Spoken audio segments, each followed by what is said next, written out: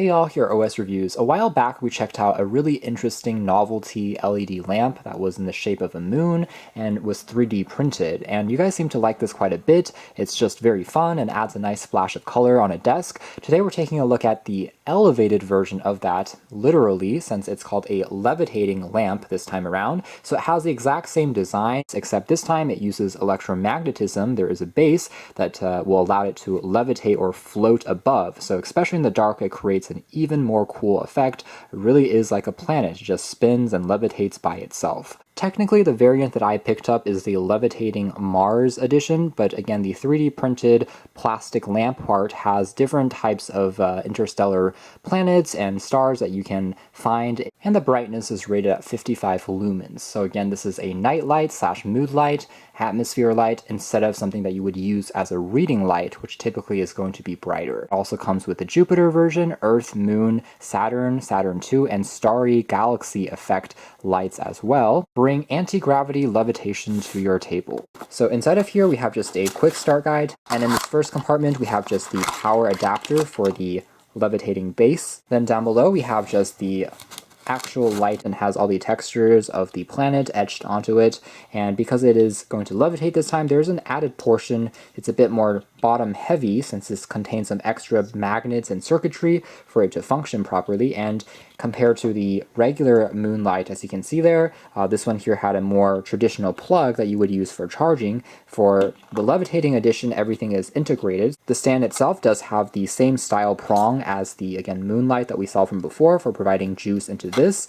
That part hasn't really changed, and then there is some soft touch rubber feet on the base that prevents it from sliding around on the surface, and some ventilation ports to prevent overheating. The top here is touch sensitive that you can actually use here to tap on for turning the moonlight on or off. One note here is you do have to plug it in for the levitation part to function. If you turn off the electricity, it will instantly suck back onto this base. So it requires active electricity for this part to function, and it does take a little bit of practice to get it to align correctly and before you can set it down. So you can kind of play around with it, and once you get it to a position that will float, you can then gently put your hands away and it will stay in this place. You can also give it a gentle spin, and because there is no friction between the air, it's able to continue to basically spin here for a pretty long time, that it is levitating and also spinning, and looks quite cool. Of course, it becomes even more interesting looking in the dark, at least when the lights are dimmed, since it's not the brightest light, but as a mood light, it really does come to life and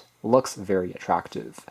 Some other things to observe here is, of course, just like the other mood lights, it doesn't have any real kind of connected features, in the sense you aren't able to turn it on or off using Bluetooth or an app, but for what it is, it's a simple product and basically just acting as this unique mood light to add some color in the background of a room.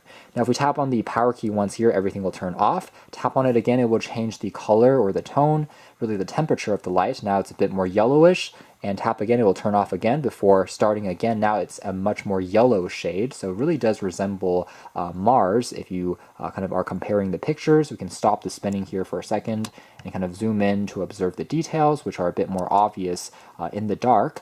And you can tap again and it will turn off and then come back onto the white light. So pretty easy to operate. Again, it is a fully levitating lamp, so I can even do something like, say, put a piece of paper underneath it and it will still continue to levitate. Definitely a conversation starter, as other people will kind of marvel when seeing it for the first time. So very interesting there. Just like before though, this is ultimately a light at the end of the day, and so it doesn't have the functionality of, say, a built-in speaker. That would have been nice to see, I'd say, as an extra. If they could have built one into the base, I think that would have been a neat secondary function, but it is what it is, and it still works quite well. Now there is no built-in battery inside of the floating lamp itself, which means that if you take it out from the base, it will basically instantly dim and basically no longer turn on, as you can see there. Now, if you're wondering whether you can just leave this overnight, the answer is yes. It will not overheat. You can run it continuously. In the case that there is a little bit of heat built up and a bit of overheating, there is intelligent sensors here which will automatically shut things off. So the short answer is you can run it continuously for as long as you want. Here's a quick demo of turning it off. It will just basically suck down onto the base and the lights will go off. So that is more or less it as far as our hands-on review of the Levitating Luna. Again, basically it's still the moonlight that we came to really like, but this time it just floats. Adds another cool touch into a room. If you're looking for a unique LED light, you can consider this. Thanks for watching here at OS Reviews. That's been the Levitating Luna.